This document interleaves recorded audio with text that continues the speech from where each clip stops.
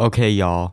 Parents are supposed to love you, keep you safe, and make you pizza rolls when you're hungry. But some parents, nah, they're straight up villains. Today we're looking at the worst parents ever. And warning, these stories are low-key evil. Some parents actually sat on their kids as a punishment. Make sure to like and subscribe if your parents love you. Bro, imagine your mom being mad at you and instead of grounding you, she just sits on you. The woman who sat on her son and crushed him to death, Jennifer Wilson. One day, the son ran away to a neighbor's house and Jennifer Wilson reported it to the police. After reporting the police, the son was then returned home. After the mother and son were alone, the son was acting up and throwing himself on the ground in front of the house. Because the son was complaining, the 340-pound woman then sat on top of her 90-pound son and was crushing him to death. Literally sat on her kids as punishment. And it actually crushed them to death. That's not even parenting. That's WWE gone wrong. The woman apparently thought the son wasn't really dying and she thought he was faking it the whole time, until she got up and noticed that his eyelids were pale. The woman was sitting on her son for at least 5 minutes straight. The son was not breathing and he didn't have a pulse, and was taken to the hospital, but was taken off of life support 2 days later. Before his death, the son said that the mother was abusive and would slap his face, and the mother wasn't his biological mother, it was his foster mother.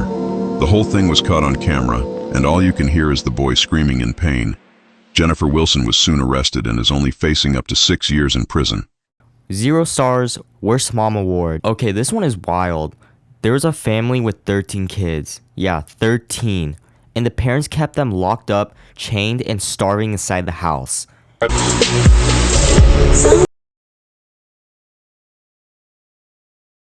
That we're mentioning in this slideshow are probably one of the worst parents you'll ever have heard of. This slideshow starts off with an image showing the parents, David and Louise Turpin, David and Louise's entire family consisting of 13 children, and photos of the home that they and their children lived in. David and Louise got married in 1985 when David was 23 years old and Louise was only 16. And because of their religion, they believed that they needed to bring as many children into the world as possible, so they got to work and had 13 kids. However, despite the fact the family looked happy from the outside, this could not be further from the truth. Meanwhile, they're out in public acting all normal oh hey neighbor. For years, David and Louise would falsely imprison the children in their rooms, performing a variety of different horrendous acts, only ever allowed them to eat once a day and bathe once a year. Eventually, on January 14th, 2018, a 17-year-old daughter of theirs ended up escaping, calling the police, and they were caught.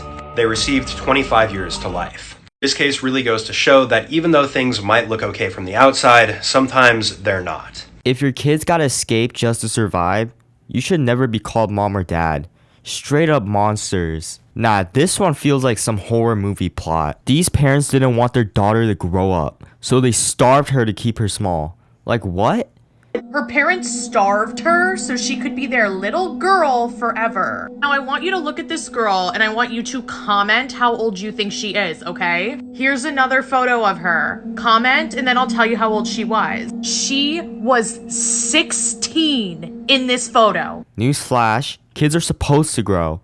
Imagine being punished just for existing.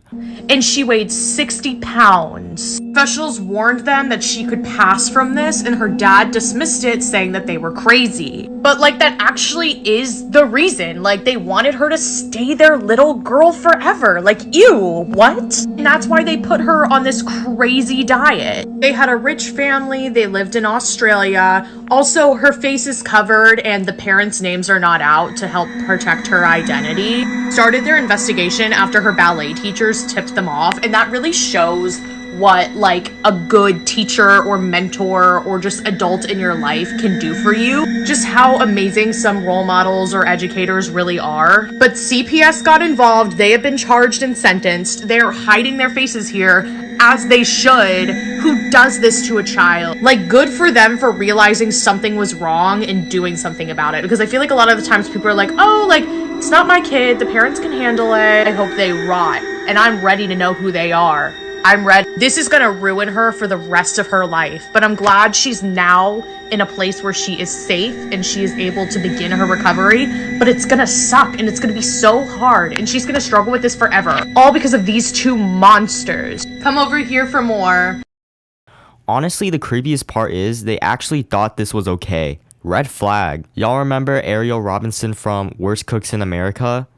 She was on TV all happy and goofy, but in real life, total monster. She and her husband were abusing their adopted daughter, and it ended in tragedy.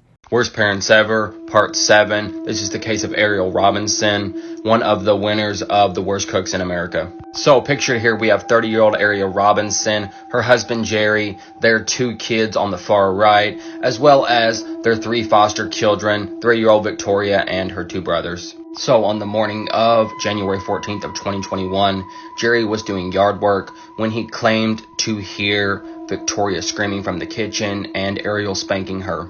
The supposed reason to beating her was because she was not eating pancakes fast enough. Jerry didn't intervene, and moments later he came in the house and found Victoria's lifeless body. That just proves not everyone who looks nice on camera is actually nice. Then proceeded to try and revive her with Tylenol and an Epsom salt bath.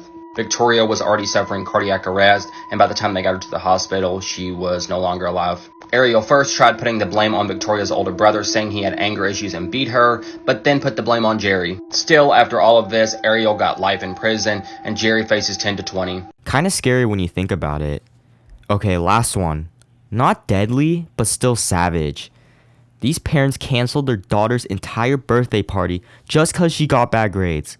The worst parents of all time. When this girl was 11, she was a straight A student, and it was her best friend's birthday party coming up, and she was so very excited. Well, report cards came in one day, and turns out she got a B in one of her classes. Well, her parents were pissed. They grounded her on the spot, and they told her that she couldn't go to her best friend's birthday party. She told her best friend's mom what happened. Her best friend's mom knew how tough it was for her at home. Like, imagine planning your birthday, telling all your friends, and then boom, nope, party's off.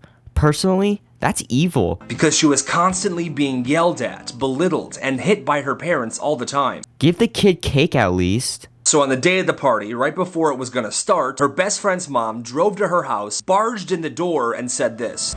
Sweetie, hi, I need you to get ready, pack a bag, you're coming to my daughter's party and you're spending the night, okay? Quick, let's go. Excuse me, you are not taking my daughter anywhere. She is grounded and staying home tonight. Oh, is that so? Well, how about I call Child Protective Services on you for the 50 cats pissing and in your house?